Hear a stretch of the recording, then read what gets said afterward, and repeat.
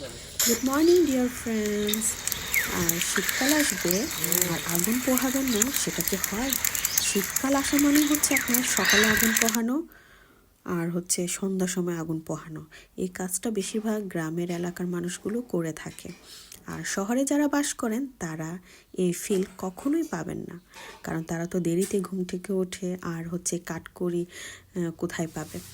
তো এই আগুন পোহানোটা হচ্ছে আপনার কাঠ, তারপর হচ্ছে আপনার বিভিন্ন খড়ি দিয়ে এভাবে করে আগুন জ্বালিয়ে শরীরটাকে গরম করে নেয়, উষ্ণ করে নেয়। তো আমিও আজকে এই ফিলটা করে নিলাম। আমিও এত শীত সকালবেলা, তো ভাবলাম যে আমিও একটু আগুন পোহাই, শরীরটাকে একটু গরম করে নিই। তো শীতকাল আসলে এই কথাটাই আমার মনে পড়ে বেশি, যে আগুন পোহাতে হবে। তো বুড়াবুড়িরা, বেশি মুরব্বীরা এই কাজটা করে থাকে। তো সকালে আগুন পোহানোর পর আমার যে ডেইলি কাজ, সে কাজটাই আমি করি। যেমন আমার এখানে দেশি মুরগি আছে, সে দেশি মুরগিকে খাবার দেওয়া, তাদেরকে যত্ন করা, তাদের কী অবস্থা এগুলো দেখা।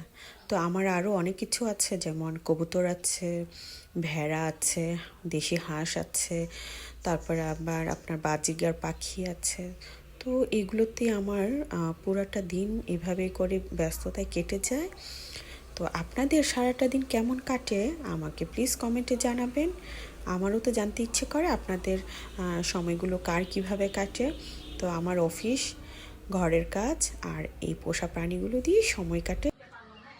এই যে কবুতর পাখি, কবুতর সোনা, এই যে আয় আয়, দেখেছেন কত কবুতর, এই যে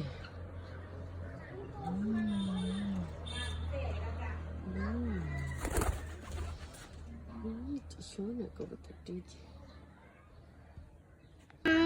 টুন টুন, আয় সোনা, আয় আয়,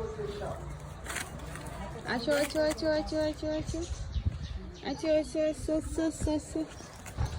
আসো আসো আসো আসো আসো আসো আসো টুন টুন, আসো আসো আসো আসো আসো আসো আসো আসো আসো আসো আসো আসো আসো আসো।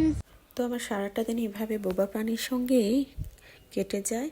আর এটা হচ্ছে পেঁয়াজের ক্ষেত, এটা হচ্ছে এই পেঁয়াজের জাত হচ্ছে আপনার বাড়ি পেঁয়াজ 5। তো এই পেঁয়াজ অনেক বড় হয়, তো অনেক বড় হয় প্লাস হচ্ছে অনেক ঝাঁঝালো। তো আমার সারাটা দিন এভাবে কাটে। আপনাদের কিভাবে কাটে প্লিজ জানাবেন।